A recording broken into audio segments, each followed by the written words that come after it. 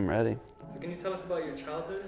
What was it like growing up? Man, that's a good question. My childhood was, I would say I was very blessed. I grew up here outside of Charlotte, Gastonia. We were a big basketball family. So most of my childhood is remembered right down the road here at the Y, playing basketball. Like from when I was 4 years old, my dad would take us there at 5 a.m. We'd eat breakfast on the basketball floor and then play before school. So it's like you guys played basketball together, or did you ever go? Yeah, my brother and my sister, yeah, we go. And then on a Friday, we may go swim or something. It's like just had fun. Yeah, like before school, you'd be like, but at that point, I remember I was at like official school. I was probably like pre-K or something. But a lot of my competitive spirit that you see in here is from playing basketball. That's pretty much how I grew up. I think a lot of people have, huge come-up story. I wouldn't say I have that, man. Was my life always easy? Not necessarily, but it's one of those things where I look back on it with a lot of good memories. I had great parents that really supported me. Continue playing basketball all throughout? Oh yeah, I played in college, up to college. At some point, it's like, yo, this is a job that we're not getting paid for, and I'm probably not making the NBA. So that was kind of the thinking on it, and it was like, yo, we got to transition to something else. You know what I mean? And so like, what's next? And so there was a lot of, the next 5 to 7 years was a huge awakening and trying to figure out where I want to go and what I want to do. So when you were a kid, when you wanted to grow up, did you want to be a basketball player? Was that like, oh yeah, 100%, yeah. All right, that's interesting. So you made a big switch, huh? Yeah, I mean, kinda. I mean, it's kind of like the natural transition of a basketball player. I went to a rapper and then business. So yeah, after basketball, a few years went by, I opened up a recording studio, and so we produced so much music out of that studio, and then kind of transitioned into the online marketing space and online sales. So you were DJing as well. How long did you end up doing that for? Yeah, so that was during like the after basketball. It's one of those things like you can make a ton of money DJing and working 2 days a week, Friday, Saturday. And so I did that for probably like 5, 6 years, just on the weekends. What made you switch from being a DJ to the online marketing?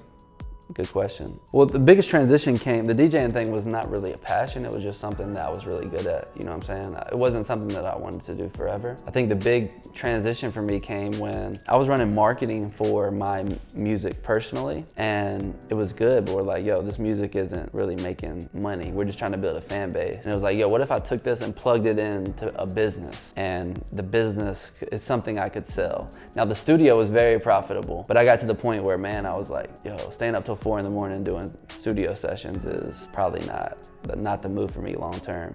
And so what I did is I rented it out. I had somebody else take it over. Still, my business had somebody, and I was out of it. My attention wasn't there, and it slowly dwindled down. During that time, as I placed somebody in the studio, I started building out marketing. How long did you end up doing that before it became Summer Social? It was I didn't have Summer Social as the name for a while. I was just doing it, you know what I mean? Just pulling up on local businesses. I would just drive around. I would walk into places and be like, yo, you need to get online. You have to get online. And what happened was a lot of these businesses were like, man, get out of here, it doesn't work for us. We've tried it. A few years later, COVID hit, and then everybody was trying to get online. And that was a big kind of breaking point for me and what I was doing. It's funny, man, like people ask me about my story, and a lot of my philosophies based on being in the moment and just living, it's hard for me to even, put into words my story. Like, what is that? I don't know. But if I had one word, I would say my story is one of ownership. The biggest growth I've seen is, I think growing up, I used to think that the world was happening to me. I was responding to whatever happened out here. But what I started to learn, I really dove deep in 2012 after I quit basketball, because I had that huge change. I really dove deep on personal development, self-development. That's why you hear me talk about all this stuff, and reading books. I went through that phase where I was just like, I didn't really want to be honest, I didn't want to live, man. It was just, I had no purpose is really what it was, which I didn't realize. I was depressed, I was sad. And so, dude, I would sit there and watch personal development videos just to make myself feel better and try to figure out new ways of thinking. And I came across this mindset that the outside is a reflection of the inside. And so I started to adopt that, and I started to feel better. I started to change. I started to, I'm depressed and it's happening to me and I can't do anything about it. And then I started to think, like, I can control, the way I feel is just how I think. And the things that I believe are just a thought that I've thought over and over and over again. So if I think new thoughts over and over again, I can change my beliefs, and I can change the way I feel, and I have control over who I am and what I do. And so that was really a big shift to me. It was that one of ownership, of saying, hey, this isn't happening to me, this is happening from me. And if I can align myself with new thoughts, new feelings, new energies, things can change. And I saw that within a week, and even quicker, like I started to feel better. To shake off those old habits and the chains, or all the stuff of the old self that I had to break, that was the hardest part. And I'm still doing that to this day, but it gets easier and easier. And it's just something that if you put in that work and that self-development, you kind of morph into a new person and you have these new beliefs. That would be what I would say my story is on a bigger level. One of taking ownership over the way I feel, what I do, the outcomes that I get. Ownership over everything, man. Let's say I get in a fender bender outside, somebody hits me in the back, it's not my fault, but I would like to take that ownership on everything. It's all from inside. And so that's the way I've been looking at my life over the last, trying to over the last 10 years, but even better over the last 5. And it's changed me, man. Would you say you try to do the same stuff for your own kids? Yo, yeah.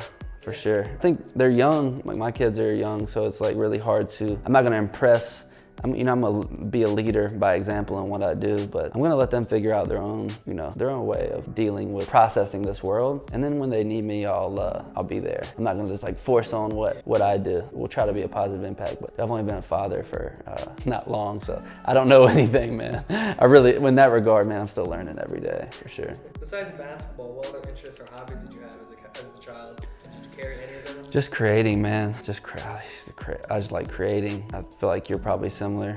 It's like, dude, let's make music. Let's make little videos. Let's edit. Let's paint pictures. I have like on VHS this video of us as kids. Like our parents went out of town and we like made like we wrote a script out, a whole video, and we shot it. So just stuff like that. Even creating, like we used to skateboard a little bit, create skateboard ramps, build stuff. So that's always been a passion. It's just in a competitive way. That's kind of what business is to me now. It replaced that basketball competition. Now it's like, it's not competition against other people, it's just competition of like, how big can we make this thing? How much impact can I have? How many people can we help? That's kind of been the challenge to me now. And it's I'm competitive. I wake up every morning like, oh, we gotta go get it. And that's what keeps me going. That's what keeps me here. Like just naturally every morning I'll just fall out of bed and get into the office. Do you have any memorable stories or events from your school days? I guess mainly basketball, you know what I mean? Because that was the predominant thing. And then we went to the state championship in high school. I won, I received Western Conference Regional Player of the Year, but it just seems so dumb to me now. You know what I mean? It's so small, like it just doesn't matter. But it was cool. It was one of those things that like, yo, it's like going to the state championship, being the MVP of the Western region of North Carolina. That was like a moment. I was like, dang, that's pretty cool. That was fun. Nothing too crazy. Looking back, what advice would you give your younger self based on your early life experiences? What advice would I give my younger self? It's another hard one because just like I feel like all those moments led me to this. I would just say, man, just realize that you have the power to feel the way you want to feel based on your thoughts, based on your actions. You can get the results. I've always kind of knew that on a deeper level. I don't think you can know it intellectually, but you may not be able to apply it in a way. Obviously, I always knew working hard and doing all this was important. That was something that I already had, but I also thought that I couldn't take ownership of the results I got. In a way, I couldn't take ownership of some things, and I just believe differently now. So I would go back, tell myself that just keep moving, man. Just find the positive aspects of any situation, even when it looks bad or even when it's scary. I dealt with a lot of anxiety as a kid. I don't even like talking about it again. It's just like, I mean, I still do, obviously, but it's something that I know how to interpret a little better. Did you have any interesting or unusual pets when you were young? I had a cat. I had a gerbil, RP all of them, but that gerbil, bro. Gerbils never last. Dog. Gerbils I walked outside, bro. I had it one night, and then like I walked out there, and it was in the cage, dead, rolled up with like a newspaper in there. I was like, bro, Dad, I don't know. I don't even know what happened to him. He just said, I don't know, it doesn't matter. I just thought that was funny. I was like, he's literally sitting in the cage, with trash in his cage. I was like, what the hell? What happened there? Like, did he just die? And you just put trash in the cage, or did you just not want him anymore? How old were you when that happened?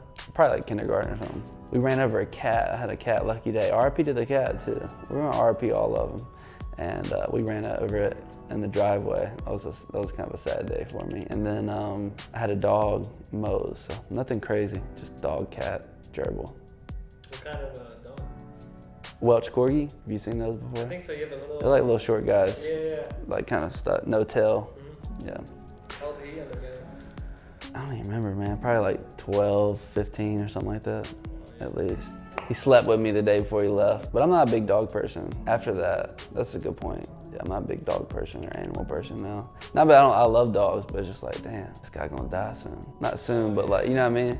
You just get attached to him and it's just tough. It's like another person you gotta care for, another person you gotta provide for. Not person, but I mean, they can be expensive. What was the most adventurous or daring thing you did as a kid? I mean, I was a safe kid. I didn't do nothing crazy. Ride bikes, that's about as crazy as it got. I didn't get in trouble, follow the rules. I mean, we did some dangerous stuff, but I just didn't really feel like it at the time, so it's not sticking out. One time I had a lawn mowing business.